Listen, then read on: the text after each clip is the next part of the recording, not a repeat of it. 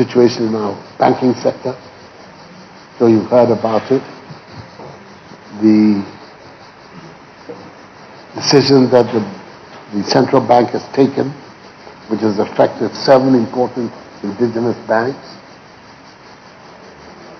who were being supported by the taxpayer through the Bank of Ghana.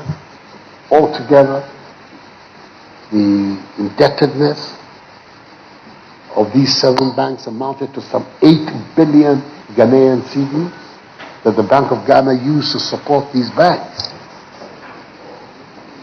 That is not a short, medium, or long-term solution that we can support.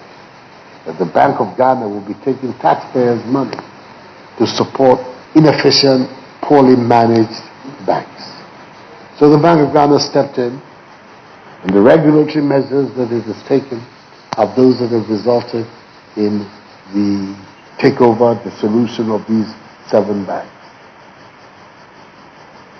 And in the process, with the support of the Minister of the Bank of Ghana, the Minister of Finance has decided to take over the assets of 5 of these 7 banks as a prelude to establishing a new state-owned bank, the Consolidated Bank of Ghana, which is going to be a much stronger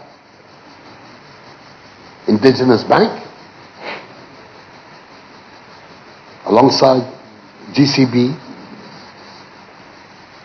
and therefore provide the leadership in the indigenous banking sector that is required. We cannot have clear intention of government to have a situation where the dominant banks in our country are all foreign banks. It's very dangerous for our future if we allow that to happen. But if our own indigenous banks are performing poorly, poor governance structures, poor risk credit policies, at the end of the day, if we don't take care, that is what will happen. Because one by one, they will go under. The market is a really tough and rigorous place.